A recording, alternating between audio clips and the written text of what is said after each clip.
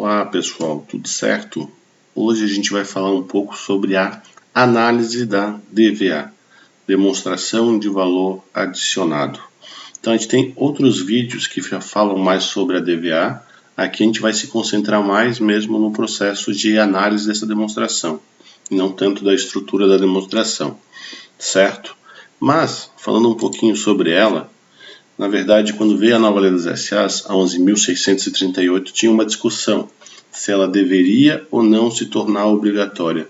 Daí tomou-se uma decisão salomônica, né? Ou seja, as SAs de capital aberto são obrigatórias publicar sua DVA e as SAs de capital fechado não são obrigatórias publicar sua DVA, pelo menos pela lei das SAs. Às vezes pode ter alguma normativa específica, né? Só que a lei das SAs, a nova lei, a 11.638, ela fala nada sobre DVA. Então, onde é que a gente vai ter a normativa sobre DVA? O CPC 09, né? O pronunciamento 09, ele é exclusivamente para tratar da DVA. E é um CPC bem interessante, aí, bem didático para aprender. Mas o que é o valor adicionado, na verdade, né?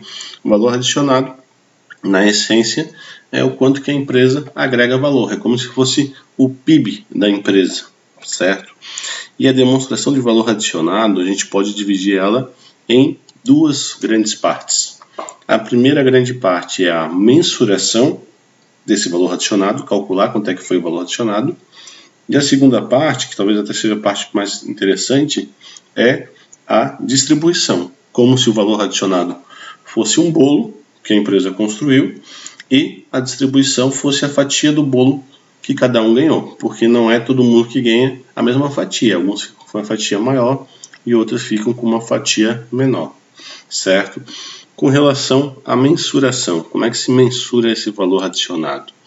Então, a gente parte da receita, né, a receita da DRE, a gente depois pega todos os insumos de terceiros, pode ser serviços de terceiros, compra de mercadoria, compra de matéria-prima, energia elétrica, tudo que é insumo de terceiro, e a gente calcula o valor adicionado bruto, que é a receita menos os insumos.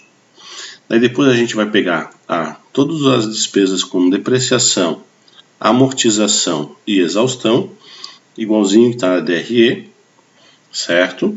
E a gente vai calcular o valor adicionado líquido, que é o 3 menos o 4. Normalmente a gente termina no líquido, né? Mas aqui ainda tem mais um item. A gente tem o valor adicionado recebido de terceiros, que é recebimento de juros, equivalência patrimonial, aluguéis, royalties. Então, esse 6 vai dar a conta 7, que é o final da primeira parte, que é o valor adicionado a distribuir, que é igual o líquido mais o recebido de terceiros. Esse que vai dar o valor adicionado a distribuir, que é o final da primeira parte da demonstração, onde se mensurou qual que é o valor adicionado, certo? E a segunda parte? A segunda parte é a distribuição. Então, a primeira conta, que é a conta 8, distribuição do valor adicionado, ela tem o mesmo valor da conta 7, e ele vai dividir em 4 partes. O 8.1, que é o pessoal, que são os funcionários da empresa. Pessoal são 3 rubricas que tem ali, que é a remuneração direta, os benefícios e o FGTS. Então, remuneração direta é tudo que é pago para o funcionário, certo? Os benefícios, tudo que é indiretamente, como plano de saúde, vale transporte, vale alimentação. E o FGTS é o próprio FGTS do funcionário. A questão 8.2, que é impostos, taxas e contribuições, ou seja, é a parte do governo, né? E se divide normalmente em 3 esferas: municipal, federal e estadual. Então isso aí é a parte distribuída ao poder público. Tem o 8.3, que são os capitais de terceiros aqui. Nesses capitais de terceiros entra aí juros pagos, aluguéis pagos, royalties pagos, esse tipo de coisa. E o 8.4, que é o capital próprio, que entra a parte do lucro retido, os dividendos pagos aos sócios, juros sobre capitais próprios, esse tipo de coisa, certo? Então esse 8.4 é a parte dos sócios, ok? Agora, com relação a que indicador interessante a gente pode extrair dessa demonstração? A gente vai ter 2 tipos de indicadores. O indicador é uma fração, né, uma divisão, onde uma fração, o número de cima é o numerador e o número de baixo é o denominador. E a gente vai ter indicadores onde o valor adicionado está no numerador e outros onde o valor adicionado está no denominador, certo? Então, vou dar dois exemplos de indicadores que o valor adicionado está no numerador. Então, valor adicionado por ativo. Eu pego o valor adicionado e divido pelo ativo total, certo? O que esse indicador vai mostrar? Né? Ele não é um indicador tão direto, certo? Ele é um indicador que ele mostra indiretamente. O quê? Então, se a empresa tem um parque fabril bem moderno, bem qualificado, com uma boa estrutura, ele vai, obviamente, agregar mais valor, adicionar mais valor. Então, esse indicador ele tende a dar maior. Se a empresa tem um parque fabril mais sucateado, mais básico, mais ultrapassado, esse indicador ele tende a dar menor, certo? Então, é uma forma de ver o quanto o parque fabril de uma indústria, por exemplo, está adicionando, está agregando valor às atividades da empresa. Um outro indicador também que o valor adicionado está no numerador. O valor adicionado por receita. Tá? Então, eu pego o valor adicionado e divido pela receita líquida ali, primeira conta da minha DRE, né? Receita de bens e serviços, normalmente eles chamam. Então, o que quer dizer esse indicador? Tem duas interpretações que a gente pode ter.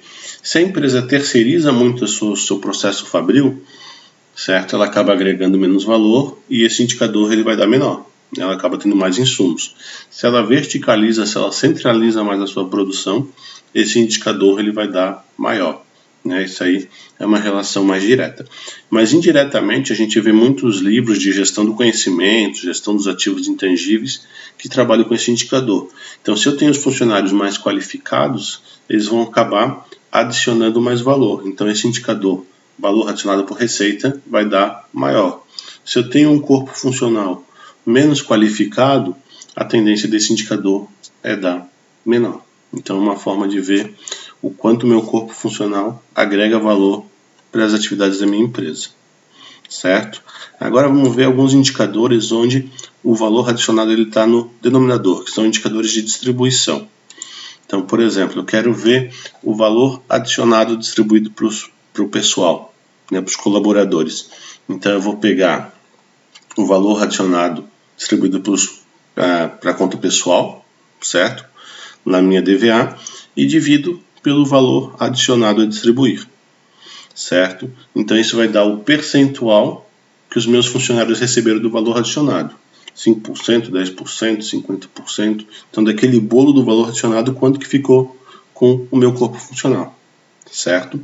É curioso, né, que a gente percebe algumas empresas europeias, às vezes a parte do funcional é a maior fatia do bolo e no Brasil muitas vezes acaba sendo a menor. Agora, o valor adicionado para o governo, né, para o poder público. Então, eu vou pegar na minha DVA a conta impostos, taxas e contribuições, certo? E vou dividir pela conta valor adicionado a distribuir. Então, eu vou ver qual a fatia do bolo da minha empresa que o governo ficou, de que eu adicionei de valor. Muitas vezes, no Brasil, é o maior grupo, né? Então, algumas empresas chegam a 60%, né? Na média, em torno de 40%, certo? Mas, algumas empresas é menos, né? Vai depender do setor, muito. Um último exemplo, valor adicionado para o sócio. Então, eu vou pegar a conta de distribuição para o capital próprio, na minha DVA, e vou dividir pelo valor adicionado a distribuir. Então, qual o percentual que os meus sócios ficaram?